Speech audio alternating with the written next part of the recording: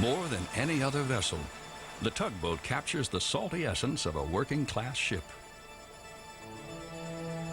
These rugged workhorses possess an endearing quality that has won them the affection of millions. Yet in the wheelhouse is a captain who requires more ship-handling skill than any master on the seas. And the power a tug harnesses can push a ship more than 100 times her own weight. From the classic harbor tug to the powerful river towboat, tugs move the cargo that fuels the global economy. They and their close cousins, the fireboats, are among the cornerstones of the maritime world. And fireboats have taken part in some of the most dramatic incidents that have ever occurred in any port. But the tugboat has also enjoyed days of glory. One of the most heroic was during the attack that hurled America into World War II. Yet even before these dramatic events, tugs had already changed the very nature of shipping.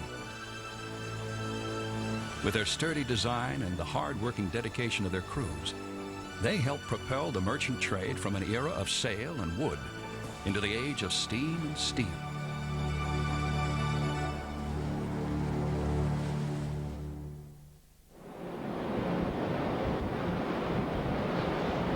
Whether helping to dock a 65,000-ton ocean liner in New York Harbor,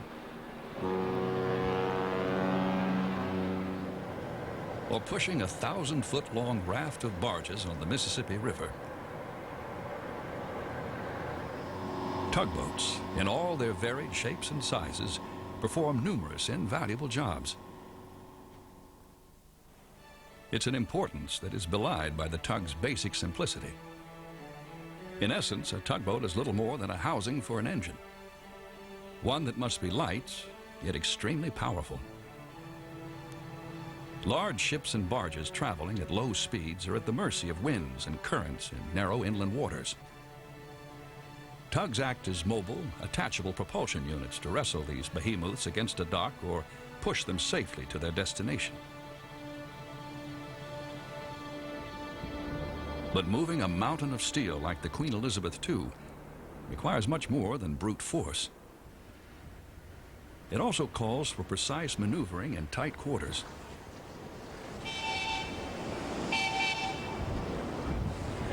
Applied with the skill of an experienced tugboat captain, it's the hardware inside a tug that gives it this unique combination of qualities. Most important part of the tugboat is probably its machinery. The engine, the propeller, the rudder. You know, they're very highly maneuverable tugboats. They have big rudders, and they turn in a very tight radius. The engines of a tugboat may generate anywhere from 800 horsepower for a small harbor tug to a formidable 22,000 horsepower for a large ocean-going model. But since it's designed to maximize its pushing power and maneuverability, a tugboat's high power does not necessarily translate into high speed. Tugs rarely run faster than a modest 13 knots.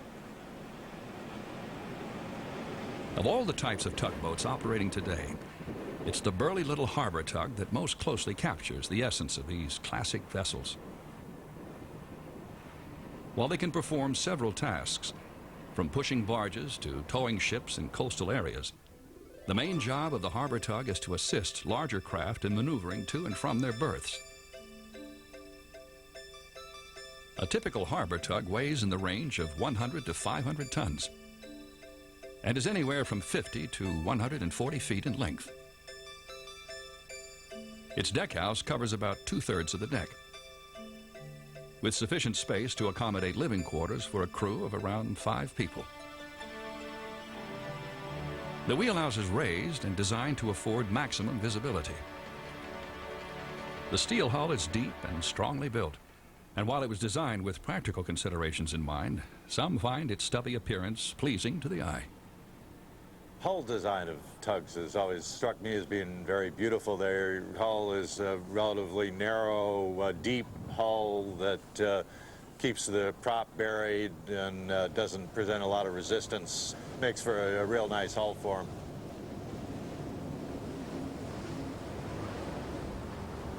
Although tugboats are essential to the operation of a modern port, they're a relatively recent addition to the maritime world.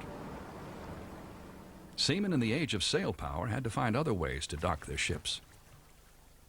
In many cases, they had done it earlier with men in rowboats, pulling on lines from the bows and sterns.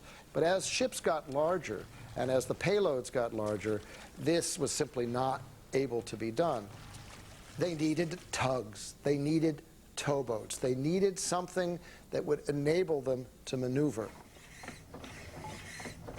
By the early 1800s, steam power was being used with limited success on the water. One of the first commercial uses of steam, and the first ever tugboat, was the stern paddle wheeler Charlotte Dundas. She was built in Scotland on the River Clyde to replace horses as a means of towing on the Clyde and Forth Canal. Making her first voyage in March of 1803, she successfully towed 2 barges for 20 miles at a speed of 3 knots. However, this would also be her last voyage, as it was feared that the wash from her paddle wheel would erode the banks of the canal. But though the Charlotte Dundas was laid up to rot, the use of steam power in maritime applications was just beginning.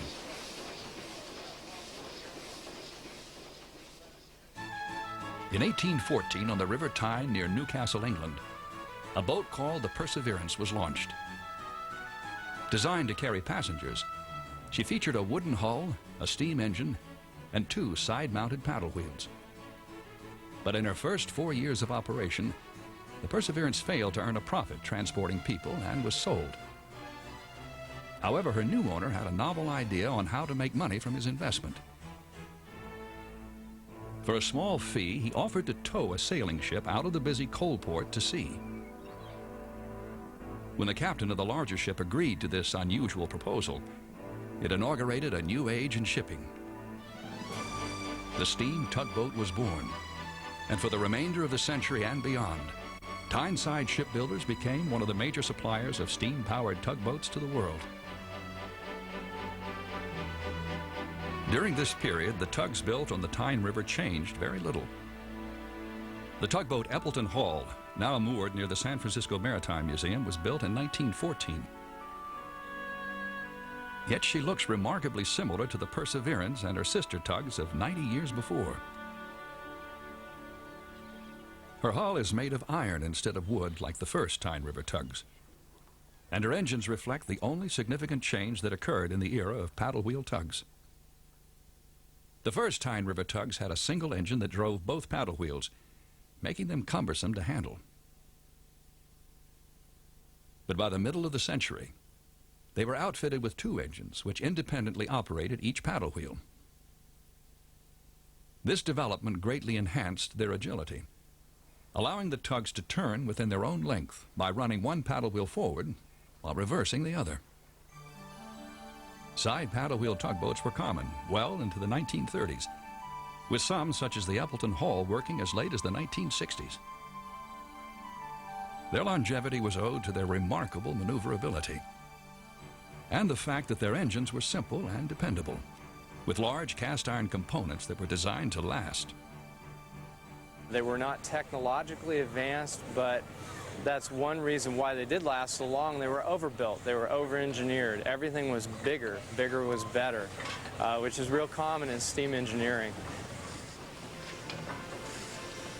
In the second half of the 19th century, the use of tugboats expanded to ports around the globe. Their advantages were many. They made docking vessels less subject to the vagaries of wind and tide, and so helped to regularize shipping schedules.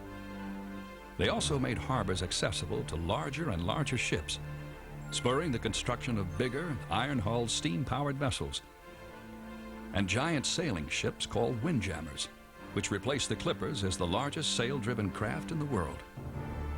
A typical cargo vessel of the 1830s would be maybe 300 tons. At the end of the sailing ship era, there were ships of 3,100 tons, so a tenfold increase in the size, and largely due to the availability of tugs. Even as paddle wheel tugs were being deployed with great success around the world, a A concept was developing that would make paddle wheels obsolete. As early as the 1840s, a Swedish inventor and naval architect named John Ericsson was experimenting with an invention that would revolutionize ship design in general and tug design in particular. It was called the screw propeller, and it pushed the water behind a ship in the same manner that an electric fan pushes air. By the 1850s, it was clear that the simpler and more efficient propeller was superior to the paddle wheel as a means of propelling ships. Yet paddle wheel tugs continued to be made, primarily by British shipbuilders. The British continued to build paddle tugs as late as the teens with the Appleton Hall, and they were used in part because they were highly maneuverable, and in part because they were well suited to shallow situations and calm waters, and in part because they were just conservative people and didn't like to change. They didn't have to. But though it came slowly at first, change was just over the horizon for the hard-working tugboat.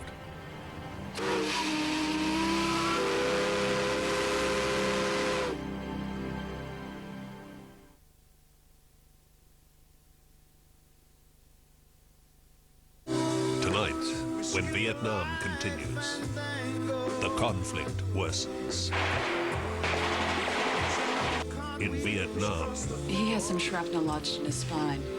Doesn't look like he'll walk again. and at home. Your daughter runs away from home, but you won't even for a minute stop to think about the dangers involved. Vietnam continues tonight, 8:30. The Vietnam War, a retrospective, all this month on the History Channel. The Kia Carnival Happy Deal, thanks. The new Carnival has versatile seating for 8 from $34,990 plus dealer and government charges. Kia Carnival Happy Deal, with triple zone air conditioning still as standard. Kia Happy Deals for a limited time only. Broadway superstar Hugh Jackman in The Boy from Oz. Don't miss this spectacular arena production with Hugh Jackman. Touring August, September. Tickets at usual outlets. Final shows on sale now. Knoxville, Tennessee, home to America's National Forensic Academy. He's got one bullet that's traveling up, and that ended up here. Join these 15 hand-picked crime scene investigators.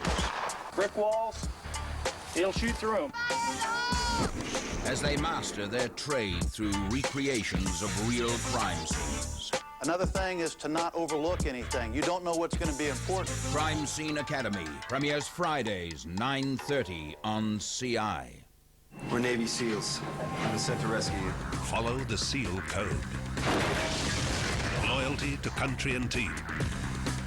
Honor and integrity on and off the battlefield. Ready to lead, ready to follow, never quit. Their missions were top secret, until now. Navy SEALs premieres Thursdays, 7:30 on the History Channel.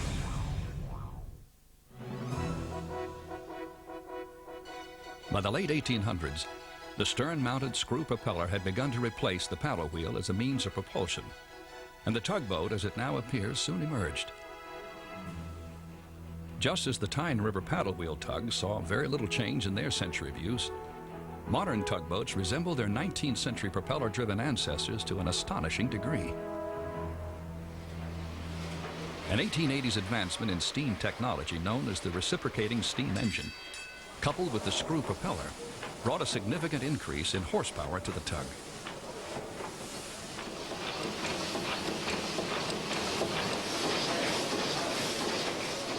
A Tyne River paddle wheel tug may have harnessed 60 horsepower, while a tug such as the Hercules, built in 1907, is rated at 1,000 horsepower. This vessel here was a standard coastwise coal hauling tug. Most of them would tow 4 schooner barges. These schooner barges were long tows. The tow was a mile behind them, and these things were getting out of hand. They lost a lot of them, and a lot of these tugs were lost also. This one is very fortunate. She survived. But while steam-powered tugs like the Hercules were remarkably successful, they were not without their problems. Among other things, they needed a relatively large crew. Running a steam engine required at least 3 people in the engine room at all times. A fireman, an oiler, and an engineer. And to control the speed and engine direction, the captain in the pilot house had to use a cumbersome system of bell signals to communicate with the engineer in the engine room. We still had these old engine order telegraphs on the steamboats where you had to ring the engineer and he'd turn her up like you wanted. And then if you've been running the boat slow, the boilers cool down, you have to wait a while to get full speed out of it as you build up steam. For a tugboat, which required quick and precise changes in engine speed and direction to accomplish its job, these were significant drawbacks.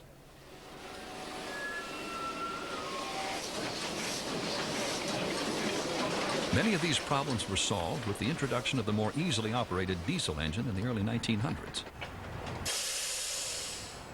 On a diesel boat, you control it.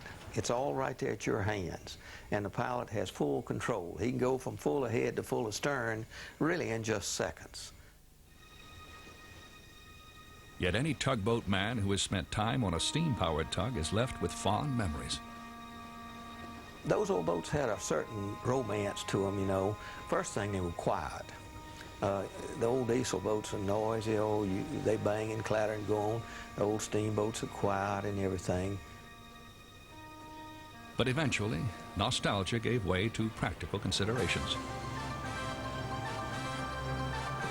Not only were diesel engines easier to operate, they were much more efficient at producing horsepower for their weight. By the 1930s, diesel power had become the preferred means of propulsion, though it was not unusual to find a steam tug still in service in the 1950s. After the Second World War, steam power was on its way out, boat by boat. It took 3 or 4 steam tugs to provide the same horsepower that one diesel tug would provide. You must have seen the pictures of New York Harbor with all those little steamboats pushing alongside the Queen Mary and the Normandy. You'd see 18 tugs on them. Today, those ships only use two big boats. Today, the tugs that ply our waters are generally of 4 types. Small harbor and utility tugs, large harbor and coastal tugs, ocean-going and salvage tugs, and river towboats. Each application demands certain design features that change the outward appearance of these vessels. A small utility tug may work only during the day with a limited crew, and therefore has little need for more than a pilot house to protect her crew from inclement weather. The requirements of a river tug, on the other hand, lend these vessels the appearance of a floating hotel, with their live-aboard crews, shallow draft, and massive power. More commonly called towboats, they navigate the western rivers of North America. The cargoes that travel this network bring the industrial and agricultural products from the interior of the United States to the markets of the world. And the main artery in this network is the mighty Mississippi River. Though seemingly tranquil, the Mississippi can be treacherous. Due to swift currents, unpredictable shoals, and the massive size of the groups of barges that make up their tows, it requires a particular type of expertise to pilot a river towboat. These pilots out on these large tows do a remarkable job. When you consider many of these tows today are much larger in configuration than any ship in the world. The largest towboats on the Ohio and Mississippi rivers develop 10,500 horsepower. They are capable of pushing as many as 40 barges with a cargo capacity equal to 4 times the average ocean freighter. The barges are lashed tightly together, 5 long and up to 3 wide, to make up a single unit that is often 1,000 feet in length. The towboat itself may exceed 200 feet. For a captain, steering a unit this size is an immense challenge. You're 1,200 feet long and 240 feet wide. It does not go exactly where it's pointed. and you come down to a 600-foot wide bridge opening, and your tow is 240 feet wide, and the current is very swift. In conditions like this, one false move can send the barges careening into a bridge span. Though occasionally less powerful than the large river towboats, ocean-going tugs generate upwards of 9,000 horsepower from their engine rooms, with some exceeding 22,000 horsepower. Ranging between 125 to 250 feet in length, they are small ships in themselves, but with the capacity to tow any ship or floating structure anywhere at any time. Whether it be the delivery of drilling platforms to the offshore oil fields or salvage and rescue missions, these mighty tugs command the greatest respect. Nevertheless, it's the feisty harbor tug that remains the classic image of the tugboat. Overbuilt for strength, with fenders all around, these stout vessels engage in an occupation where some damage is inevitable, giving them a rugged, working-class mystique. And yet to captain one of these vessels requires the utmost skill. You can stand alongside a man and watch him handle the controls, and you think it's somewhat easy. And when you get the controls in your hands, you all of a sudden realize that there were a lot of things going through his mind that you never realized. I've always thought that the tugboat captains were the premier ship handlers in the world today. These fellows not only have to be able to handle a tug, they have to know all the waters in the harbor in which they sail. And that's the same whether it's New York or Jacksonville or Miami or Beaumont, Texas. A harbor tug captain may find himself engaged in a variety of towing operations in the course of a day. But perhaps more than any other type of tow, it is the job known as ship assist that is the most demanding. Helping a gigantic vessel like the Queen Elizabeth II in docking is a delicate and complex process. If anything goes wrong, both ship and tug can be seriously damaged. It's an assignment that requires the utmost from the captain and his tugboat.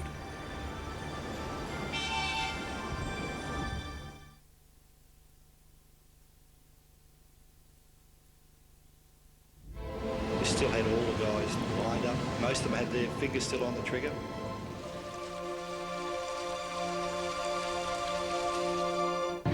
When I was a young fighter, I got my shot and became a champion. Now, there are 16 new boxers who will get their shot at greatness. This opportunity would bring a big change for my family. I wouldn't be living from check to check, that's for sure. My father was a boxer, my grandfather was a boxer, and it was something I was destined to do. I've won championship fights, been in great battles. I'm gonna win this thing, damn it. They will live together, train together, and each week they will fight each other. The winner goes on, and the loser goes home. And in the end, one boxer will become a champion. You can win this fight. You gotta believe. Just take on my pod. I need you to work. Your kids need you to work. Who will be the next contender? Round 2, Mondays 8:30, exclusive to Fox 8. Their technological breakthroughs astounded the known world.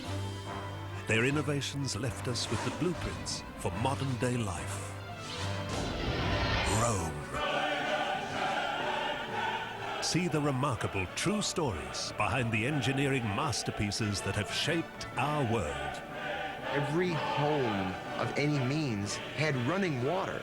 This is astounding, because the entire span of the Middle Ages, they didn't have this. With startling new insights. There were semi-precious and precious stones embedded in the ceiling that were just put up to catch the light. Must have seemed like paradise. The complete history behind the greatest empire the world has ever known. Rome can go anywhere. There's nothing gonna hold Rome back. Rome, Engineering an Empire. Sunday, August 20, on the History Channel. In assisting a ship in port, A tug captain takes part in something akin to an elaborate waterborne dance.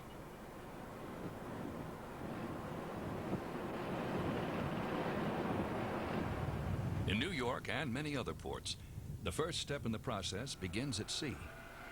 As a ship approaches port, a marine pilot is transported to the vessel aboard a small pilot boat. While still miles outside the protected waters of the port, the sea pilot climbs a rope and wood ladder called the Jacob's Ladder to board the ship and ascend to the bridge. This sea pilot is intimately familiar with the local waterways and is hired by the ship's company to guide the ship safely from deep open ocean into the confines of the port. Marine pilots are amazing people. They climb aboard ships in the dark, in the daylight.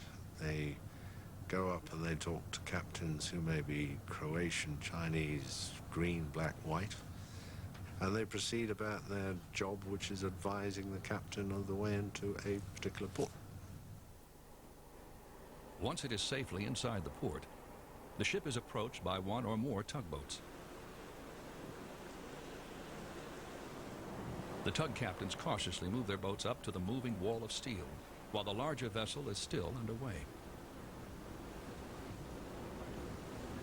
They respond to the orders of the ship's pilot through communication by two-way radio. Right 201 Edgewater, Queen Elizabeth II. 012. To a large extent, ships can maneuver on their own while underway in port. But when the waterway narrows and the ship slows, she may not be able to resist the effects of wind and current. The tugs assist in steering the larger vessel, and as the ship approaches the dock, they also help to slow her substantial momentum. To coordinate the maneuvering of the massive vessel into its berth, a docking pilot comes aboard. On the bridge, he relieves the sea pilot and begins docking procedures. 030. It's a process that can cause anxiety for everyone involved, but it is still the ship's captain who ultimately bears the responsibility. It's a funny thing. You stand next to this gentleman who climbs aboard your bridge, and 9 times out of 10 you can feel comfortable with him or not. You have to put the captain at ease and in a very short order make sure that he feels that he's in competent hands, because he takes the responsibility even though the pilot has the controls. One pilot that Captain Burton Hall of the Queen Elizabeth II has no doubts about is Captain Grover Sanchagrin of New York. Perhaps the most experienced docking pilot in the world, he has docked more than 40,000 ships in his career.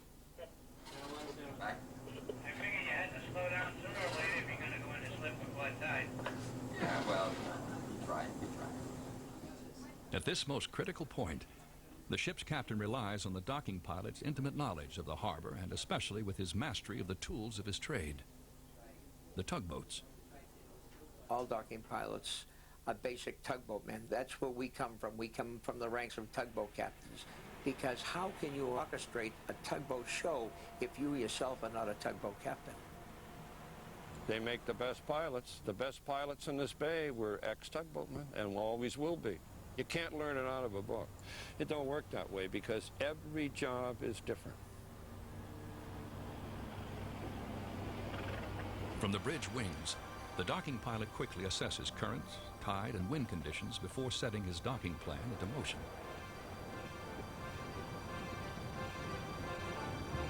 From this vantage point high above the water, he carefully coordinates the ship's own power with the position, angle, and pushing force of his tugs. The tug captains acknowledge his radio commands with their whistles. In a process that requires an extraordinary degree of teamwork and excellent communication. It all looks routine when choreographed by a master like Sanchagrin. There won't be another pilot like him. He's an immensely skilled person. When he docked this ship, he actually only used the engines once in the whole maneuver. He used the tugs, but he used the fact that it was slack water, and he used the momentum of the ship. But he just brought her alongside. No fuss, no bother. I've always enjoyed the challenge, and the more difficult the job, the better I liked it. It's really constant learning. I've never stopped learning. And the day that I do, I want to be afraid. The forces harnessed during ship assist work can be enormous. While secured to the ship by the tow bit, a tug can capsize if pulled by the ship's weight at the wrong angle. When the main towing line is under severe strain, a braking tow line can easily snap back and kill a deckhand. You've got to know the limitations of what you can do, what the line can do, and when to get yourself out of the way. I hear a line grunting and groaning, and I step back. Tugboating can be a rough and dangerous occupation. It's a danger that tugboat man Arthur Fournier knows only too well. The accident involved an empty tank barge. If sealed for long periods of time, the air inside a steel tank may be completely devoid of oxygen, posing a lethal trap. Captain Fournier's son, master in his own right, and a deckhand named Danny Govani noticed a young man step inside a deadly tank barge. He passed out. Billy saw him. Billy went down after him. Danny saw Billy. Danny went down after him. Danny and Billy died, and the kid who went in the tank woke up 4 days later and said, "Where am I? Where's my wife?" Nothing wrong with him. Amazing. Sadly, the death or injury of a tugboat man is an all too common occurrence. But the dangers inherent in being on a tugboat are an unavoidable part of the job. Tugboats commonly find themselves near dockside hazards. For this reason, and because of the often combustible nature of cargoes that are carried by the ships a tug assists, most tugboats are equipped with auxiliary firefighting equipment. They are often the first line of defense during waterfront fires. But when dockside disasters occur, it is more often the close cousins of the tug known as the fireboat that answer the call.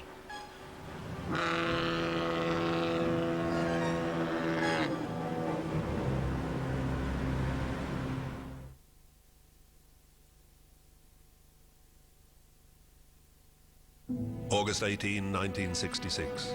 Australian and New Zealand armed forces were involved in one of the most comprehensive battles of the Vietnam War, the Battle of Long Tan. As the History Channel commemorates the 40th anniversary of the Battle of Long Tan, we're giving you the chance to have your say. Do you believe the heroic actions of our Vietnam Long Tan veterans were not properly recognized and should now be recognized by the government? Press the red button on your digital remote to vote. You can also SMS your vote to 199 88 or vote online at historychannel.com.au. The Vietnam War, a retrospective, all this month, only on the History Channel. Let's walk very carefully through these next few moments. Foxtel Box Office proudly presents one of the year's most talked about films. Our history will be what we make it. At a time when a government had robbed their country of its freedoms. I see a chain reaction that has no end. 6 people will stand to tell the truth. This is no time for men who oppose Senator McCarthy's methods to keep silent. Nominated for 6 Academy Awards, including Best Picture and Best Original Screenplay. We will not walk in fear one of another. Somebody's going to go down. Academy Award nominee George Clooney. Okay, fellas, here we go. Might as well go down this way. Academy Award nominee David Strathairn. 10 seconds. Robert Downey Jr. 5. Patricia Clarkson. 4. And Jeff Daniels. 3. 2. We cannot defend freedom abroad by deserting it at home. Good night and good luck. Watch it now, only on Foxtel Box Office.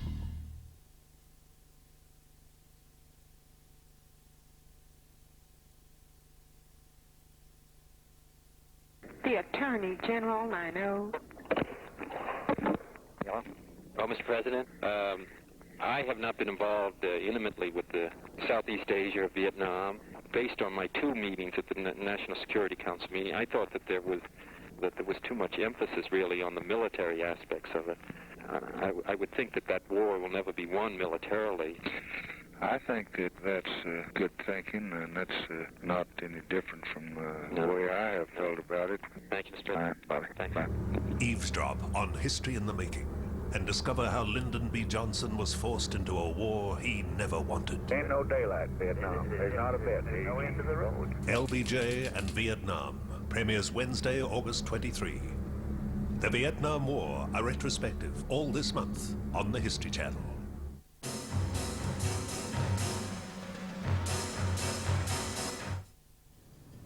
On February 9th, 1942, the French ocean liner Normandy caught fire at her New York dock. A phalanx of tugboats answered the call, eventually fighting the blaze to a standstill. But though tugboats were still a mainstay of fire protection in harbors well into the 20th century, as early as 1891, New York City had commissioned one of the first vessels specifically built as a fireboat. The New Yorker was 125 feet long and capable of pumping 16,000 gallons of water per minute. Since fireboats evolved from tugboats, they incorporate many of the same design principles. Both must be very maneuverable, and a fireboat, like a tug, is a housing for horsepower. But where a tug uses its power for propulsion, a fireboat uses it for pumping water.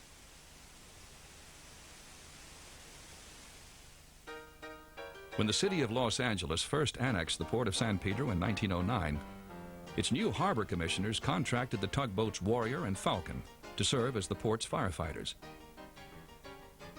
But as the port grew, so did its need for specialized fire protection.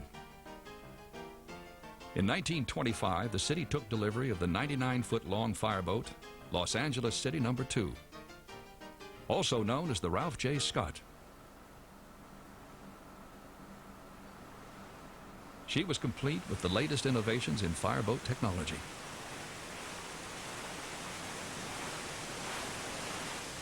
Fireboat number 2 is different than many fireboats in that its development in 1925 was well ahead of its time. It is designed for the Port of Los Angeles. It had a shallow draft so that it could work in areas where we had mud flats in those days. It's armed with a capacity that was commensurate with the type of hazards, not only of that day, but of those projected for the future of this port. And so even today, 70 years later, this fireboat is ample and more so to the challenges of this port. She's powered by 7 engines, 3 of which drive her 3 propellers, and 4 engines power her pumps. Numerous upgrades over the years have given her a pumping capacity of 18,600 gallons of water per minute. That's about the size of the average backyard swimming pool. If you consider that it might take all day long to fill that pool with the garden hose, this fireboat is capable of filling it in about 60 seconds. In 1926, the No. 2 saw her first action when she battled a blaze aboard the fully loaded lumber schooner Sierra. But her most heroic moment came when she and her crew responded to the explosion of the petroleum tanker Marquet in 1947. The explosion shook the boathouse like an earthquake. It blew parts of the ship all over the area, up to 3 miles from the site of the explosion, and was heard for many miles inland. And of course it did tremendous damage to the ship. There was nothing left but the bow and the stern. The whole center section of the ship had been eradicated by the explosion. 3 million gallons of flaming petroleum products fanned out across the harbor. Flames were blocking the channel. If they spread, they would threaten industrial and residential areas nearby. When fireboat No. 2 arrived at the disaster, the heat and smoke seemed impenetrable. But the only way to prevent the spread of destruction was to get the No. 2 to the other side of the inferno and train her powerful water jets on the flaming liquid. With engines full ahead, the boat's pilot, Bill Gray, made a dash for the other side of the wall of fire. Miraculously, Gray and his men in the No. 2 emerged on the other side unharmed and were able to successfully contain the spread of the blaze and save the port of Los Angeles from further destruction.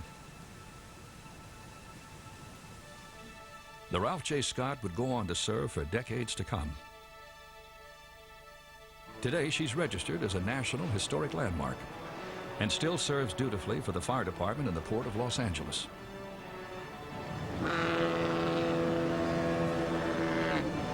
Some 350 miles north of the Ralph J. Scott is the port of Oakland, California. Until 1993, that port used as its fireboat a surplus Navy tugboat leased to the city after World War II. Yet her most heroic days were long before, when she was a common yard tug named the Hoga, at a place called Pearl Harbor. In 1941, the Hoga was assigned to assist ships and perform general harbor duties at the naval base at Pearl Harbor in Hawaii. In appearance, there was nothing extraordinary about the 100-foot tugboat. But on December 7th of that year, she would be called well beyond her normal duties. It was a Sunday, and the crew of the Hoga had the day off. Just before 8 in the morning, the sound of deafening explosions shattered the tranquil morning. Wave after wave of Japanese aircraft hurled bombs and torpedoes at the unsuspecting U.S. Pacific Fleet, half of which was moored in the harbor. For America, World War II had begun. Despite the fact that they lacked armament of any kind, the crew of the Hoga set out immediately into the raging battle with orders to assist ships in distress and pick up survivors. Hoga crew member Robert Mack MacArthur remembers seeing Japanese bombs score a direct hit on the battleship Arizona. And suddenly the whole vessel seemed to rise up a little out of the water and then slump back down in again. And she settled very rapidly after that. She never rolled, she just settled straight down onto her bottom. The explosion turned the Arizona into a flaming wreck. But the men of the Hoga continued to work throughout the chaos. All the while, the leadership of Tugmaster Joseph Nick McManus was tireless and unshakable. Nick was a very stable man and a very nice guy, and he, as far as I'm concerned, was one of the real heroes at Pearl Harbor. Meanwhile, the battleship Nevada was trying to get out of the harbor, but her attempt to escape only drew more Japanese attacks. Severely crippled, the Nevada was in danger of sinking and possibly blocking the entrance to Pearl Harbor. McManus steered the Hoga alongside and began pushing the crippled giant out of the channel.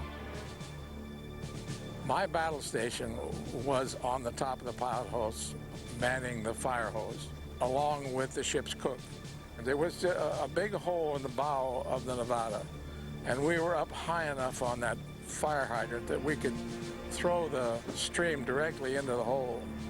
As the Hoga's crewman directed her water cannon into the flames, the Hoga delivered one final push to solidly ground the Nevada in shallow water, clear of the navigable channel.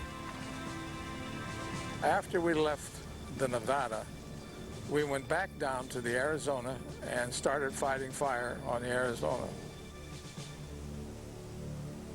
Finally, after more than 48 hours of continuous duty, the Hoga and her crew were relieved for a well-deserved rest. The actions of the Hoga and her crew proved that heroism comes in all shapes and sizes.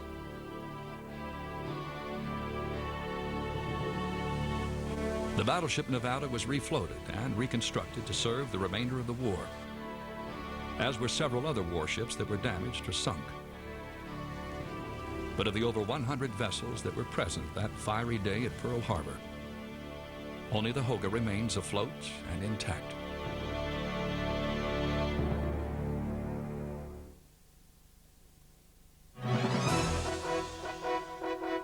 Tugboats have worked the waters of the world for the better part of 2 centuries. The traditions surrounding the tugboat have developed into a unique culture, a culture complete with its own methods of communication.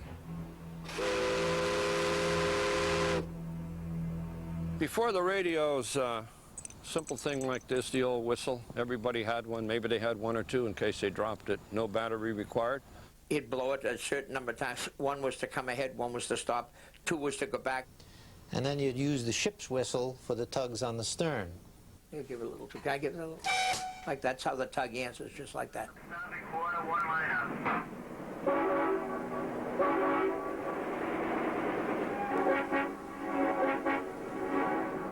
A system of hand signals is also used to visually communicate commands.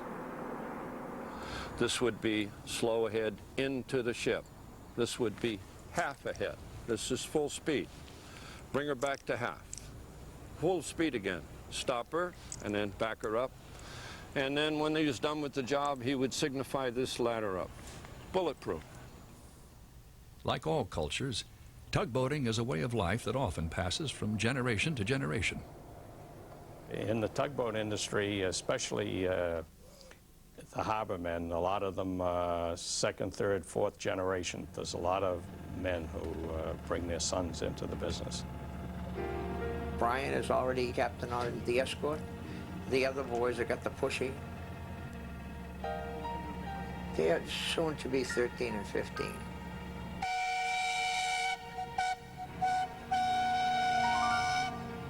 To any way of life, technology brings about change. Tugboating is no exception. In the last 2 decades of the 20th century, the tugboat has undergone more changes than in all of the previous century. New ideas of how tugs can be used are gradually changing their profile. Many of the innovations in tugboat design revolve around the quest for ever-increasing power, efficiency, and maneuverability. For some time, it has been common to find tugs with controllable pitch propellers and what are called quart nozzles. The controllable pitch propeller allows the tug captain to adjust the angle of the blades of the propeller as needed for optimum thrust. A quart nozzle is a housing that surrounds the propeller and provides improved water flow over the propeller. This translates into more pulling power. But not everybody is happy about the changes occurring to tugboats.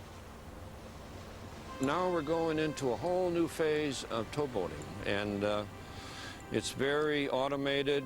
I don't like it in a lot of ways because the crews are smaller. There's 3 men on a boat with 6 times the horsepower of this steam tug. Nevertheless, the quest for more power and maneuverability continues, and tug builders are applying the latest in propulsion technology to a brand new generation of tugboat designs. Known as tractor tugs, these vessels have joystick controls which direct the tug in any direction, including sideways.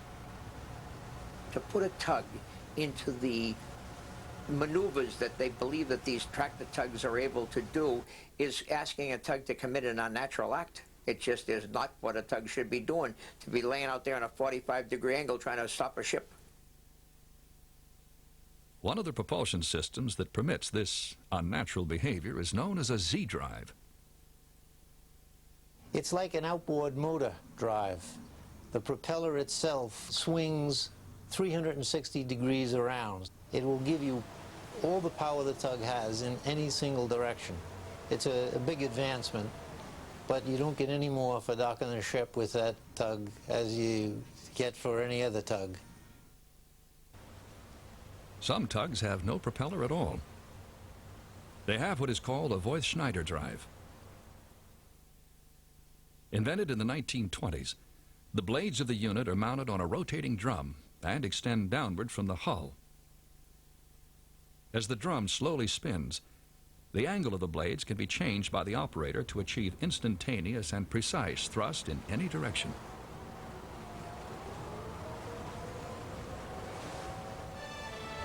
But although the technology of the modern tugboat has changed, its soul remains the same. The basic concept of a tugboat is as simple today as it ever was. It pushes and it pulls. And the heart of a tugmaster, deckhand, or engineer, more likely than not, still belongs to the traditional workhorse of the tugboat fleet, the classic harbor tug. My favorite boat is this boat we're on here. I'll tell you why. She's 3,160 horsepower. She has one propeller. She has one engine. She has one rudder. Everything is singular, where the bigger boats are two of everything. She's a fine boat, and she's not expensive to run. You get big twin screw boats. You've not only got a large capital investment, but there's a lot to maintain them, and they suck the fuel up like crazy. Yet the appeal of the tugboat transcends practical considerations. There's something about tugboats that is essentially charming. It's a paradox. They are the fundamental workboat. Their only purpose is to do this kind of single-minded thing. A big engine directing power to push a bigger thing one place or another. And yet there's something about them which is always tinged with a kind of animation. They're more humane in a way. They're more like people. It is exactly this personal quality which has allowed the tugboat to win an enduring place in the public imagination.